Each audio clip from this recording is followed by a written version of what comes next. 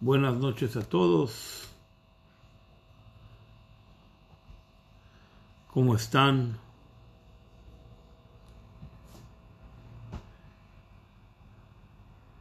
Buenas noches.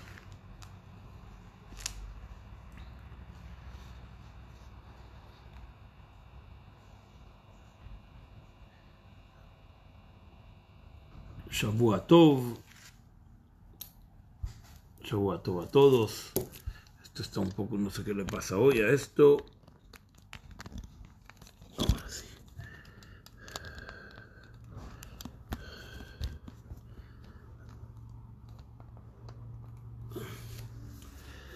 Muy bien, buenas noches. Aquí estamos.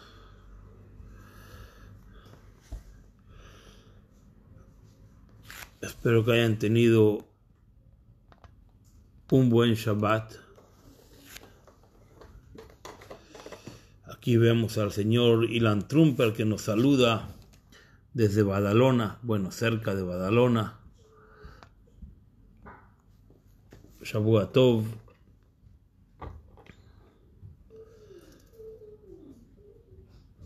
Shavua Tov a todos. Vamos a comenzar un poquito de estudio. Nuestra perashá, la perashá de Ahareimot. Una perashá que su nombre nos introduce a una realidad dura, a una realidad, no sé por qué algunas personas me escriben que no logran conectarse. Esperaremos medio minutito más a que logren entrar. Muchas gracias a todos.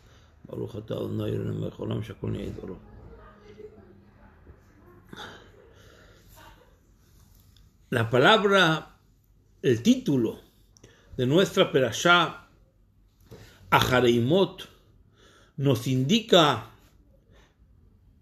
una situación difícil. Nos indica una situación que pide un reto y un respiro para cualquier mortal. Ahareimot Shnei Bnei Aarón es después de la muerte de los hijos de Aarón. Aarón pierde 2 hijos de una sola vez. Vaya tragedia. ¿Cómo era capaz Aarón, después de todo ello, de bajar los pies de la cama y ponerse de pie? Y esa pregunta, la Torá nos la tiene en consideración. De hecho, la perashá, el estudio de los hijos de Bnei Aarón, aparece 4 veces en la Torá. Y en nuestra perashá vuelve a aparecer y nos dice que la muerte de los hijos de Aarón fue Bekorbatam, al acercarse Lifnei Hashem Vayamutu. Se acercaron frente a Hashem y murió. Vamos a poner un poquito en prólogo para poder sumarnos a la idea con mayor facilidad. La Torá nos relata en Vaikra que nos encontrábamos en el 8º día de los Yemei Miluim, en el 8º día de la inauguración del Mishkan. Era el día máximo. El 8º día venía a inaugurar después de 7 días de preparación, y entonces los Kohanim iban a empezar su labor. Hasta este momento había trabajado los príncipes de las tribus junto con Moshe, pero en este día a Aarón se le dio un trabajo especial. Aarón iba a comenzar a trabajar en el servicio del Mishkan, y Aarón mismo ya venía con una carga que las cosas no le olían bien. Dice que Aarón tenía miedo. ¿Cómo yo voy a hacer este servicio a Hashem? Ahí el Midrash, Rashi también nos trae el Midrash y nos dice que Aarón tenía miedo. Dice, ¿cómo yo voy a servir frente a Hashem para expiar al pueblo de Israel si yo fui quien hice físicamente, aún sin una mala intención, pero yo fui el que hice el becerro de oro? ¿Cómo yo voy a traer, cómo yo voy a dirigir esta labor de expiación, de hacer traer la divinidad a este mundo?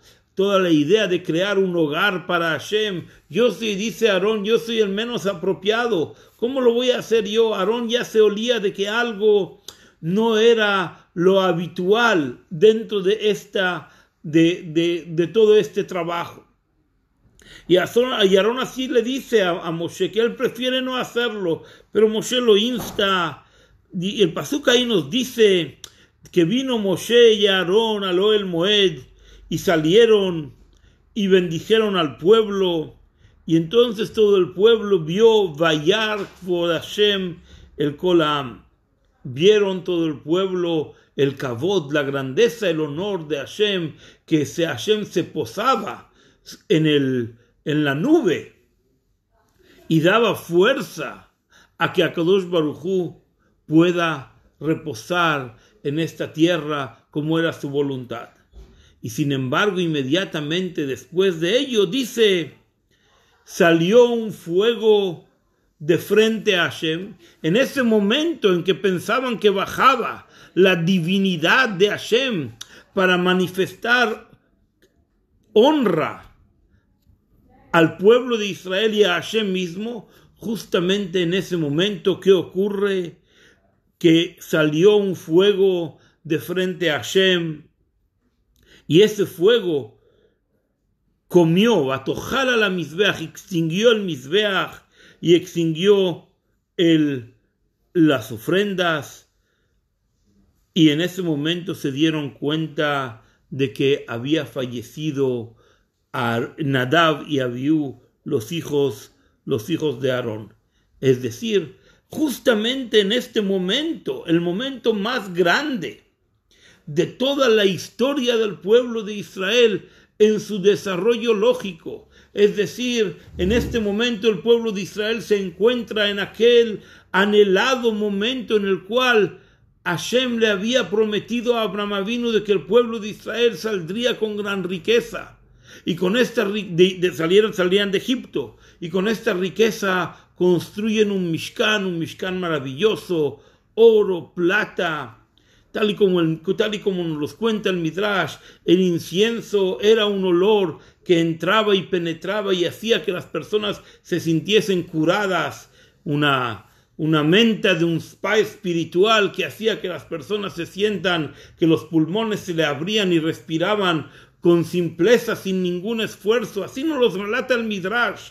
Y había oro y materiales y todos habían donado y todos podían además reconocer su donativo. Es como cuando una persona entra a la sinagoga. Imagínense que cada uno de nosotros tiene ahí su plaquita en la sinagoga. En la sinagoga de Chabad Lubavitch en Barcelona no hay plaquitas, pero aún así en las sinagogas que hay las plaquitas de las personas que han donado. Imagino que muchas personas se sienten maravillosas cuando ven la plaquita que el abuelo donó, hizo un donativo para esta construcción. El Midrash nos dice que cada uno podía ver su aportación al Mishkan, y además de todo, en el Mishkan había una magia, un confort visual, que las personas lo mismo que veían de afuera, la forma en que estaba construido el cobertizo del Mishkan, que estaba tejido en tridimensional, y por lo tanto lo mismo que veías de afuera veías de adentro. Y cuando todo el pueblo estaba presente en ese gran momento, ¿qué ocurre? Traen la primera ofrenda, y la primera ofrenda es traída por los hijos de Aarón, Nadab y Abiú, y sin embargo ellos el fuego baja y en vez de extinguir solamente al Corbán, extingue también, se los lleva a ellos en una llamarada. El momento, el sumum de la inauguración se vuelve una tragedia. Y es verdad que nosotros sabemos de que, y explicamos de que ellos habían pecado porque ellos no habían respetado la jerarquía de Moshe, lo hemos estudiado alguna vez, y que también los hijos de Aarón dicen que estaban bebidos, estaban en un éxtasis espiritual, se encontraban, eran todos ellos pasión y por lo tanto no supieron mantener las formas de las necesidades, de la necesidad del momento de esta inauguración. Cuando Aarón recibe esta noticia, la Torá nos dice cómo se comportó Aarón.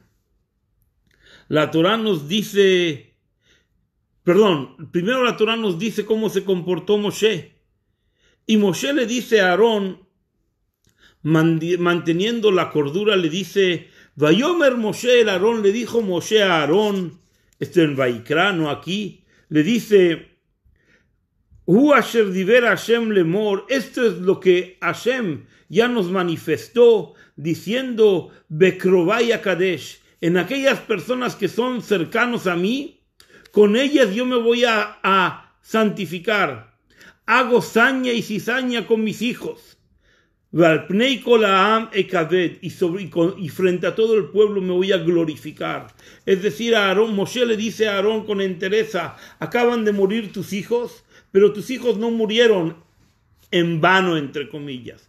Tus hijos murieron porque Hashem quiere manifestar el gran amor que tiene por ellos. Y así como una persona con sus propios hijos, carne y hueso, es mucho más sereno, mucho más duro, mucho más riguroso, quise decir, que con los demás. Con los demás uno tiene paciencia, pero con sus propios hijos la puede perder. Y entonces Moshe Rabbeinu le dice, mira, el hecho de que tus hijos hayan subido al cielo en una llamarada, hayan fallecido, hace mención a la nulidad del ser humano ante la grandeza del Creador, que con un solo fuego nos extingue y nos lleva para arriba. Es decir, hay un espacio para decir que en este momento se ha glorificado el nombre de Hashem a través de tus hijos. En cierto modo le dice, reconfórtate, porque para ello nacimos.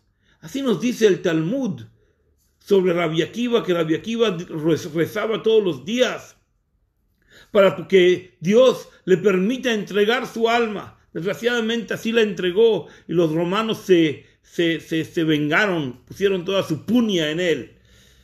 Y Aarón, siguiendo las palabras de Moshe, dice, Vaidom Aarón, Aarón guarda silencio absoluto, es decir, que Aarón recibe las palabras de Moshe, intenta entender. Y digo intenta entender porque aquí el entendimiento normalmente en una acción no viene en el momento. Dios no lo quiere a una persona que ha pasado un choque. En ese choque, cuando hace un boom, en ese momento no entiende, tiene que volver a reconstruir los hechos en su mente, que es un proceso que le va a tardar unos minutos, o muchas horas, o muchos días.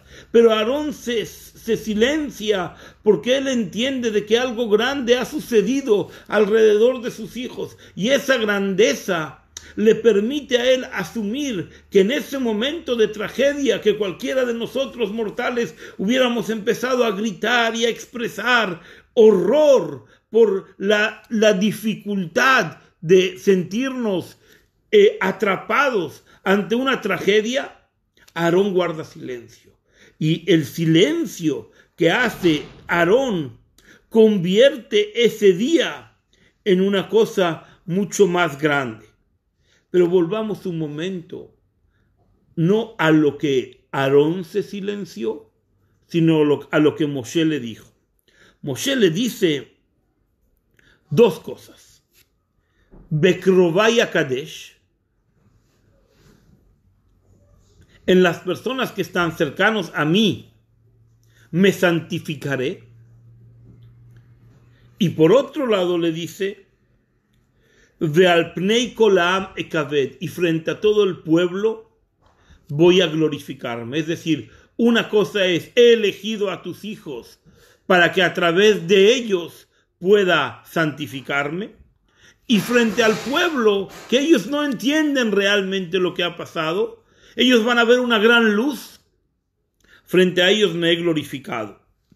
Y en ese entendimiento de separar las cosas, nosotros encontramos hay un midrash que se llama Avot de Rabbi Natán, la ética, el conocimiento de los padres de Rabbi Natán. Ahí nos dice que en verdad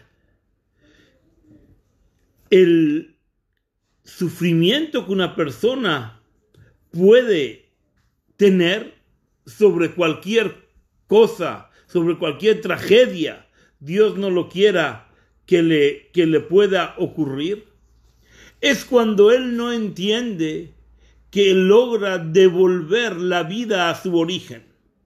Pero cuando una persona entiende que en el momento en que un hijo, Dios no lo quiera, es la peor de las tragedias que nos podría ocurrir, es la cosa más contra natura que una persona tenga que enterrar a su hijo, y Aarón tiene que enterrar a 2 hijos. Pero Moshe le dice, tú no estás enterrando a tu hijo, tú estás devolviendo el préstamo que Akadosh Baruj Hu te dio. Te dieron una cosa prestada, ellos acabaron con su función, y tú, que eres Aarón, que eres el segundo en la jerarquía de entender el conocimiento que se nos dio en Sinai. Nosotros sabemos que la forma en que se entregaba el conocimiento en Sinai era que Moshe recibía el conocimiento, Moshe lo transmitía a Aarón, Aarón a sus hijos y junto con Yoshua, y después ellos lo entregaban a los 70 ancianos, los ancianos a los jueces a los legisladores, y se creaba una cadena de enseñanza muy amplia. En esta cadena de enseñanza, Aarón es el segundo de a bordo. Es decir, si nosotros estuviésemos jugando aquel aquel divertido juego de teléfono roto, el segundo siempre es el mayor responsable sobre la forma en que la transmisión se va a dar. Es decir, el primero entendió según su capacidad, Moshe. Él se lo transmite a Aarón de forma genuina, ahí seguro que no hay error. En el único lugar donde puede haber un error en la transmisión es en Aarón, y por lo tanto, al mismo tiempo que él es el comienzo de la cadena y él se convierte en el transmisor genuino de la Torá, o sea, Moshe se la entrega seguro, íntegra, y Aarón es el primero que rompe la cadena. Por cuanto de que él rompe la cadena, él también tiene el entendimiento pleno. Incluso el Midrash nos dice, Moshe Rabenu, cuando recibe de la palabra de Dios, él no tiene que entender nada. Él se tiene que preocupar por transmitir la palabra de Dios literalmente a Aarón. En cambio, a Aarón, que va a comenzar una cadena de transmisión, él sí tiene que entender. Porque para que una cadena funcione, tenemos que introducir también palabras nuestras. Si nosotros no introducimos palabras nuestras al mensaje, no interpretamos la Torah, no estudiamos la Torah, no nos conectamos con el mensaje de la Torah, entonces la Torah se volvería un teléfono descompuesto y seguro que al final de la cadena llegaría torcido, tuerto, machacado. Pero cuando Aarón logra hacer manifestar un mensaje y ese mensaje es genuino, porque él introduce palabras que son genuinas, porque él sabe cómo interpretar, porque recibió las reglas de la interpretación de Moshe, entonces también su entendimiento es genuino. Y Aarón logra entender que cuando va a enterrar a sus hijos, vaya desgracia, él está devolviendo a sus hijos al Creador. No es que siente de que está viviendo, claro que está viviendo un momento difícil, pero no profundiza en la tragedia, porque es capaz de profundizar en el sentido de lo que está ocurriendo. Un modelo solamente para gente enorme del tamaño de Aarón.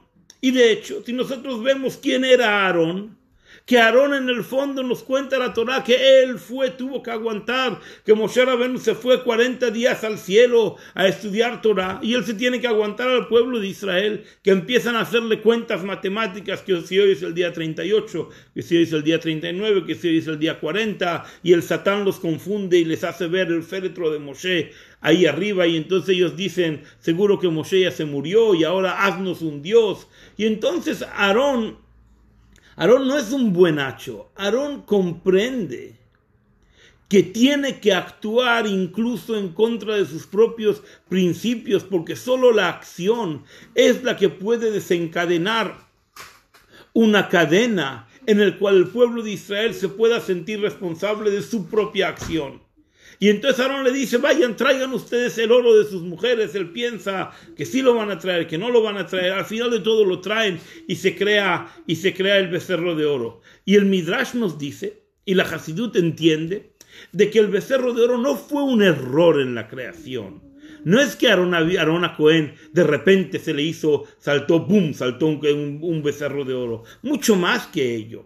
Aarón a Cohen era consciente pleno de que había que crear un ente independiente que pueda realmente hacer manifestar la voluntad del pueblo de Israel.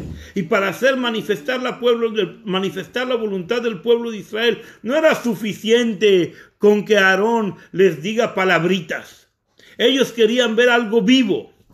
Querían ver una cosa que realmente pueda tener vida propia, que sea separada de ellas. Y en la separación, en la visión del pueblo de Israel de ver el becerro de oro, entonces le dicen, bravo Aarón, tú eres realmente el que nos va a traer a nosotros una formas que nos permitan ver la vivencia de Dios a través de la materia. Aarón lo hizo con plena idea. Si no, Aarón sería, perdonen la palabra porque no me sale de otra, sería un imbécil que le dijo, traigan el oro y le ponemos el nombre de Dios y pum, se hace el becerro de oro. Hadve Shalom. Aarón era una persona 100% consciente de lo que estaba haciendo, y por eso la Torah lo exime de responsabilidad, porque él sabía lo que hacía, y al saber lo que hace, sabe que si no va a hacer eso, no va a haber continuidad para el pueblo de Israel. Ese hombre Aarón grande, que crea el becerro de oro porque entiende que es la única manera de sacrificarse para que el pueblo de Israel tenga un camino de ver que hay una vivencia real con Dios. Es igual a una persona que estudiaría Torah y todo le es indiferente, el texto le es indiferente, tiene que pasarle algo, tiene que entrar en una licuadora turbo que lo mueva, que remueva sus cimientos, que le permita cambiar ese pensamiento de esclavitud con el cual venían de Egipto, liberarse del prejuicio de si Hashem nos va a cumplir con lo que nos dice o no. Y entonces Aarón les hace un becerro de oro, porque eso es lo que el pueblo necesita. Aarón es un gran líder, y en esa grandeza de líder mueren sus hijos, y Moshe se pone a darle explicaciones. Y les dice, mira, tus hijos, dos cosas. Uno frente a ti es la idea de que en verdad ellos son Bekrovai Kadesh. En lo más cercano a mí, a Hashem, me voy a santificar. Y hay otra parte del circo. La otra parte del circo es que Akadosh Baruj Hu necesita glorificarse frente al pueblo de Israel. Hasta este momento, hasta el momento del Mishkan, la forma en que el pueblo de Israel vivía la idea de Akadosh Baruj Hu era que Akadosh Baruj Hu cada tanto se presentaba y hacía un milagro. Les trajo las 10 plagas, ¿cómo se llama? Les trajo las 10 plagas, les partió el mar. Todo era con grandes milagros. El pueblo de Israel no tenía una capacidad de sentir una relación personal con Akadosh Baruj Hu. En este momento en el cual los hijos de Aarón pecan y ellos mueren, es el primer momento en que el pueblo de Israel dice, ojo, si yo como persona única hago una cosa equivocada, yo voy a recibir premio y castigo. No todo el pueblo de Israel siempre vamos a estar los buenos por los malos y los justos por los pecadores y los pecadores porque están influenciados por los externos, por los Erev Rav que habían salido de Egipto, y siempre tenemos un colectivo externo a quien echarle la culpa. Los comentaristas nos hacen entender que este punto es muy parecido al primer punto cuando Caín mató a Hebel. ¿Recuerdan? Los hijos de Adán. Si Caín no hubiera matado a Hebel, entonces no podría haber toda la idea de redención de la persona a través de su trabajo. Si no hay muerte, no hay espacio para un sentido en la vida.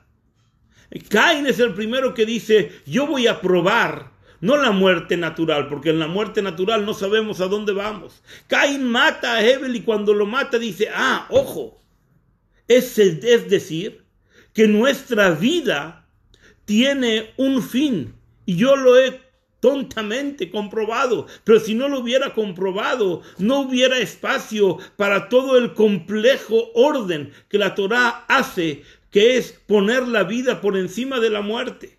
Si no hay un espacio para que nosotros nos esforcemos por la vida, la única manera en que nosotros podemos comprobar de que hay un esfuerzo en el cual el hombre comprueba de que la vida está por encima de la muerte es matando. Si nadie hubiera matado, no lo podríamos saber. ¿Cómo hubiéramos saber qué significa matar? Hubiéramos pensado que la persona cuando muere después de 120 años se fue a dormir una siesta eterna, como la de los españoles, de 2 y hasta el otro día. Los españoles todos, no los de aquí, los de allá, todos.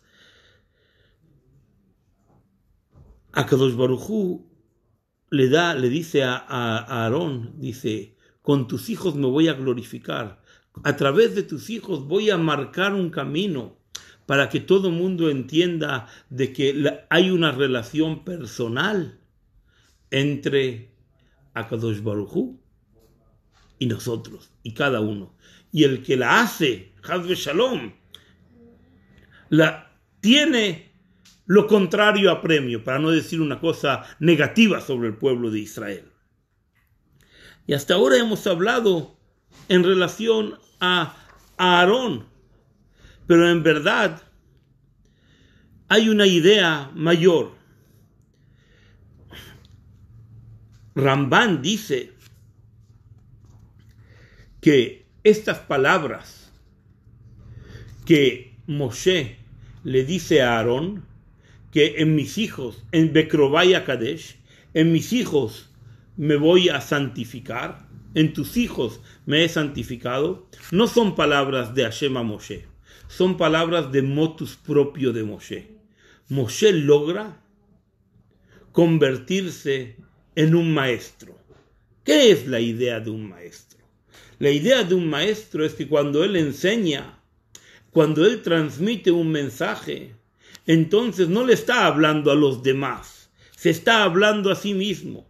Y el maestro, a través de lo que ve en los alumnos, logra comprender cosas que hasta este momento no había logrado refinar, no había logrado interpretar intelectualmente.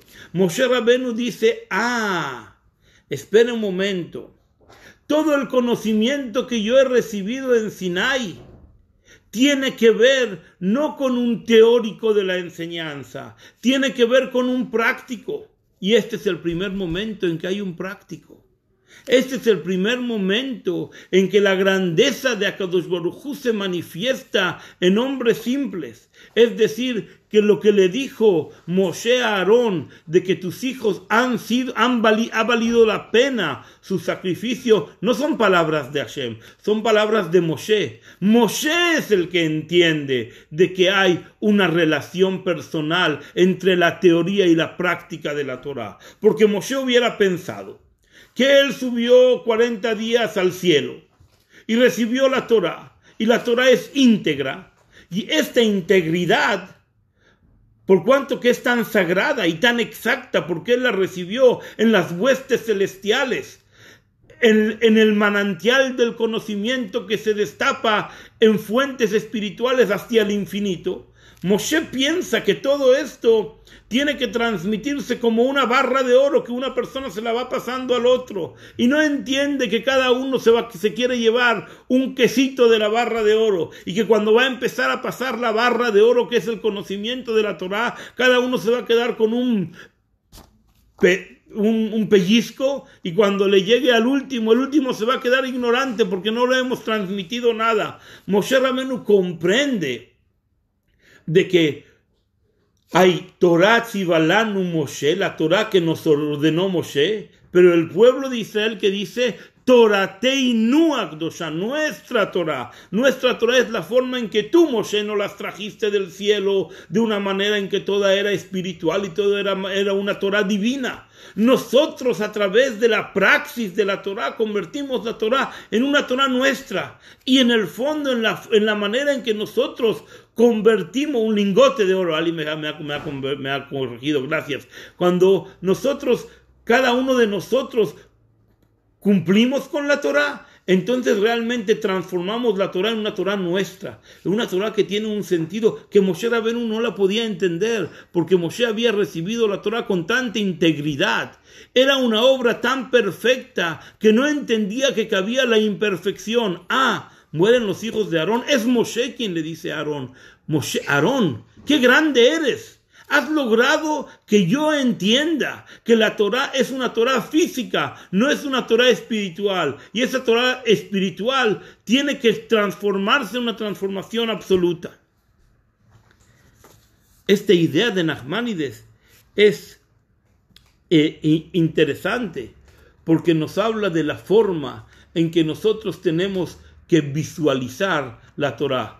Si nosotros tenemos que visualizar la Torah desde la perspectiva en que la Torah es la Torah de Hashem tal y como está en el monte de Sinai, o la Torah es la Torah nuestra tal y como nosotros la despedazamos en nuestro entendimiento y en el cumplimiento, donde al mismo tiempo que nosotros cumplimos la Torah, hay un espacio para la falta en el cumplimiento, porque si no, no hay otra forma en la que nosotros podamos relacionarnos con Hashem.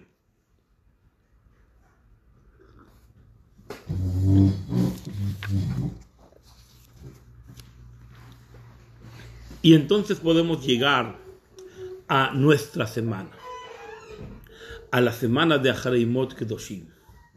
A la semana de Achareimot, en nuestra semana, cuando nosotros decimos Vayí Achareimot Shne Bnei Aarón, que fallecieron los dos hijos de Aarón, Bekorbotam Lifnei Hashem Vayamutu, cuando ellos estaban cercanos frente a Hashem.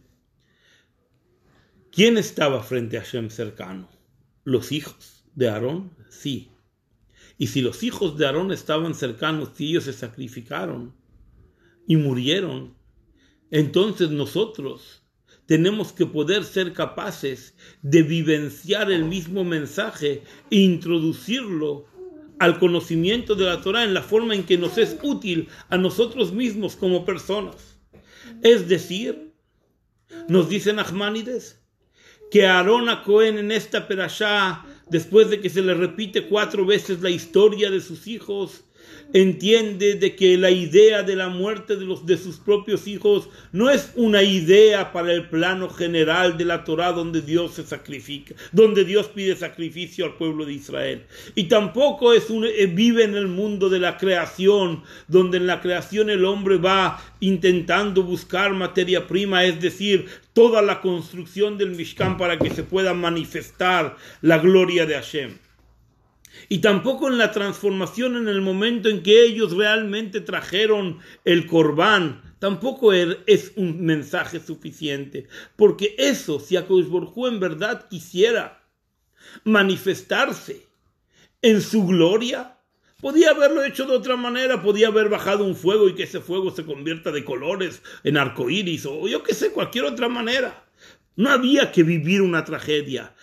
el hecho de que muera una persona es una tragedia. Y tampoco nos es suficiente lo que Nachmanides nos dijo anteriormente, de que Aarón fue capaz de comprender de que estaba devolviendo a sus hijos el préstamo que Hashem le dio, se los prestó por un tiempo y ahora Aarón se los devolvía en la tumba, porque eso es una tragedia, es incomprensible, eso es en contra del mensaje pro vida de la Torá. Y entonces tenemos que llegar a una visión en la cual en verdad ellos murieron y la tragedia no tiene palabras, como todas las tragedias. No hay ninguna palabra en la cual, no hay ninguna tragedia en la cual realmente ninguna palabra nos puede consolar. Solamente nos consuela el olvido. Nosotros entraremos en una nueva racha, una nueva ola de acción y nos vamos a olvidar de lo que ocurrió. Y entonces lo que dice aquí el pasuk, Vaya Jaremot, después de que murió y Aarón ya hizo un balance sobre todo lo que había ocurrido y ya se acabaron los días de la Shiva, se acabaron los días de duelo, donde Hashem le dijo que él no podía entrar al Mibet la Parojet, que Aarón no podía entrar detrás del Parojet a servir porque hubiera muerto. Cuando Aarón ya entiende todo esto, llega a una conclusión, que la persona tiene que ser capaz de evaluar qué tan cerca está de Akadosh Baruj Hu, y Akadosh Baruj Hu nos da las herramientas para que nosotros sintamos dónde estamos en relación con Hashem y nosotros tengamos un termómetro de si estamos haciendo las cosas de verdad o de mentira. Y para ello sí podemos aceptar, con mucho dolor, podemos aceptar una tragedia. Porque para que una persona pueda sentir el termómetro de la verdad, tienen que ocurrir cosas que solamente están relacionadas al mundo de la verdad, al mundo del desprendimiento de la vida. Porque cuando estamos unidos a la vida, entonces vivimos atados al materialismo, y el materialismo tiene intrínsecamente mentira. El materialismo vive con una falsedad, que es el ocultamiento propio de Hashem. Solamente cuando hay se desprende toda esa gloria de Hashem, haciendo subir a un alma al mundo de la verdad, hay una manifestación de verdad. Y esa manifestación de verdad que ocurre en los momentos, Dios no lo quiera, de tragedia, entonces nos permiten a nosotros sentirnos qué tan cerca nosotros estamos de la verdad. Y eso sí es una pregunta determinante en nuestra vida. ¿Nosotros estamos haciendo las cosas de verdad? Una persona es capaz de cerrar los ojos y pensar, ¿yo lo estoy haciendo bien, sí o no? Akadosh Baruj Hu hace que todas estas cosas que ocurren en el universo de forma trágica, inentendible, donde no hay ni qué, ni por qué, ni cómo, ni cuándo, y nadie nos va a decir que es porque hemos pecado ni no hemos pecado, porque los pecados siempre estuvieron desde el primer momento en que Adam Arishon entró al Gan Eden, empezó a pecar y nosotros seguimos pecando, y lo que pasó hace 10, hace 20, hace 30, y en el Holocausto, y en la Inquisición, y en Adam Arishon, siempre hubo pecados, y siempre hubo quien nos dijo que los pecados eran culpa de lo que nosotros queríamos hacer, pero eso no es suficiente. Lo que nosotros queremos entender en todo esto es que nosotros tenemos un vínculo con el mundo de la verdad, y para que nosotros podamos entender el vínculo con el mundo de la verdad, ocurren cosas que son totalmente imprescindibles en la expresión del ser humano. Y desgraciadamente ocurren cosas donde solamente Hashem sabe, porque Hashem es el que maneja el mundo. Y entonces, cuando nosotros somos capaces de ver de que hay un desprendimiento de lo material para la búsqueda de lo espiritual, entonces nosotros nos sentimos que es como cuando dicen, cuando veas las barbas de tu compañero cortar, pon las tuyas a remojar. Si él se ha ido porque hay un desprendimiento de la materia hacia la verdad, tú también haz un balance y siente la fuerza de la intromisión de Akadosh Baruj Hu en el mundo. Es decir, si la verdad está en el mundo mundo discontinuo que hay en la espiritualidad pura y no siempre lo podemos percibir en el materialismo, porque en el materialismo siempre hay algunos intereses que nos hacen pensar que cada uno lo hace por propios intereses. Incluso Rabbi Akiva, que pierde 24,000 alumnos, 24,000 hijos únicos. ¿Qué dice el Talmud? Rabbi Akiva lo hizo por interés con Bar Kokhba. Rabbi Akiva tenía un interés loco, una pasión enorme por pensar de que Mashiach iba a venir a través de Bar Kokhba y se jugó el todo por el todo. Incluso con una gran tragedia siempre somos capaces de ponerle adjetivo a las cosas. Viene la Torah en nuestra idea de Aharemot Kedoshim para que una persona pueda quitar todos los adjetivos y sentir que él y cada uno de nosotros tiene un vínculo real y absoluto con Akadosh Baruj Hu. Debemos de quitar todos los adjetivos, debemos de quitar el pensamiento de que el mal baja del mundo, de que todo es culpa de nuestros pecados, o que todo es culpa de una cosa o de otra, del bien y el mal. Todo eso existe, pero no es nuestra relación con Hashem. Nuestra relación con Hashem es única y esencial. No hay adjetivos, no hay calificativos, no hay olores, no hay fuegos, no hay entregas. Hay una forma en que nosotros, de una forma cognitiva, podemos percibir la verdad de Akadosh Baruj Hu. Y eso ocurre cuando la verdad de Akadosh Baruj Hu, que es que maneja la vida y la muerte, se manifiesta. Muchas veces Akadosh Baruj Hu lo hace Bechesed u'Berachamim, con buena voluntad, con favor, con Chesed, con benevolencia, con Rachamim, con misericordia. Pero algunas veces Akadosh Baruj Hu elige hacerlo de otra manera. Y cuando Akadosh Baruj Hu elige hacerlo de otra manera, también lo aceptamos. Y también nos unimos a él. Y dedico estas palabras de Torah en memoria a mi querido amigo Binyamin Benny Menachem Mendel, que falleció con 43 años, entregado en alma y cuerpo al Shlichut del Rebbe. Seguro que Akadosh Baruj Hu lo tiene en gloria, y eso nos permite a nosotros entender que hay un mundo de la verdad, y nos permite a nosotros ponernos un termómetro, y que cada uno de nosotros se pregunte de verdad qué tan cerca está de Akadosh Baruj Hu, qué tan hace las cosas de verdad, con entrega. No para eso vale la pena que alguien fallezca, Haz Shalom, que nadie me entienda mal, pero si ha fallecido, entonces nosotros sabemos de que estamos en una guerra y somos soldados, y los soldados tenemos que continuar y continuaremos. Y como el Rebbe escribe en las tragedias, a una madre el Rebbe le escribe que perdió a su hija y le pide al Rebbe consuelo, y el Rebbe le dice: no tengo tiempo para consolar, ahora quiero preocuparme porque tus nietos estén bien protegidos, estén bien educados y tengan todo lo necesario material y espiritualmente. Seguro que así Akadosh Baruj Hu ahora nos da fuerza para que su esposa, sus hijos, 8 huérfanos, Akadosh Baruj Hu les da nejamá, les da consuelo. Su padre seguro, Benny, está revolucionando ahí los cielos, y pide que Akadosh Baruj Hu nos haga entender las cosas de una manera en que sea todo con abundancia, con bondad, que toda esta corona y todo esto pare, y que Akadosh Baruj Hu nos dé bien, un buen sentido, un buen pasar, y que Bezrat Hashem podamos salir a la calle con alegría, berrina u besimcha, y que podamos entender que la venida del Mashiach se acerca a nuestra vida. Bezrat Hashem, plenos todos en Yerushalayim Mirakodesh. Buenas noches y hasta mañana.